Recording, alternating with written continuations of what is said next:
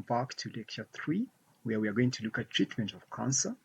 So when it comes to treatment of cancer, radiation is often combined with chemotherapy and surgery to cure cancers. So radiotherapy can be delivered either externally or internally. When you talk of externally, we are talking about external beam radiotherapy, which is the EBRT, or internally, we talk of maybe brachytherapy.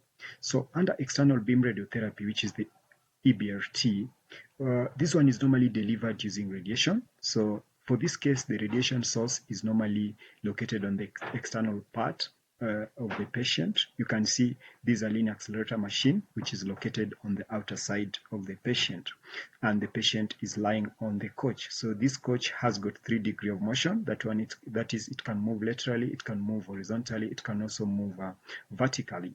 So we have the RTT setting up the patient on the couch, as you can see, so that the patient can get treated using external beam radiation. So the radiation source will deliver the radiation to the patient depending on the site which he needs to be treated.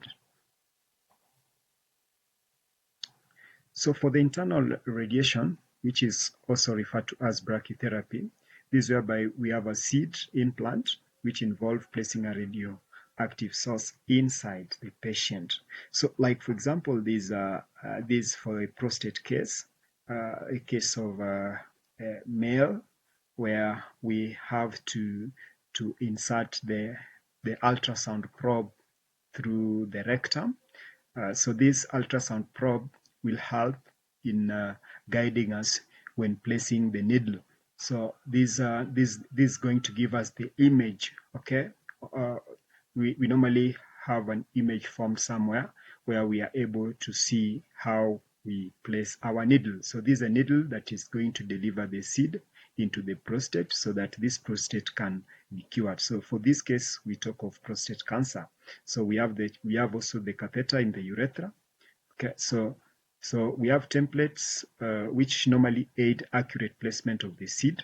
So this one it's in form of a cube, of course, so that the needle can just penetrate. So it is normally numbered in most cases. So for each and every needle that has to go through it for accuracy purposes, then that needle will deliver seed into the prostate.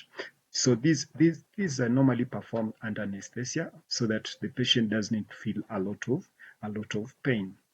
And then there are also some of the common types of cancer and their prevalences.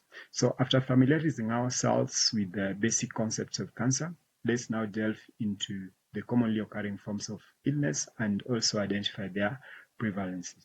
Now, identifying the most common cancers allows us to focus on providing necessary support and also allocating some of the resources effectively.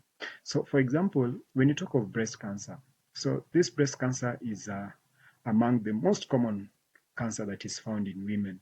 So it normally occurs when the cells in the breast start multiplying without control. Of course, we have said that whenever the cells are multiplying uncontrollably due to DNA damage, it results into cancer. So that's why we are talking about now the breast cancer.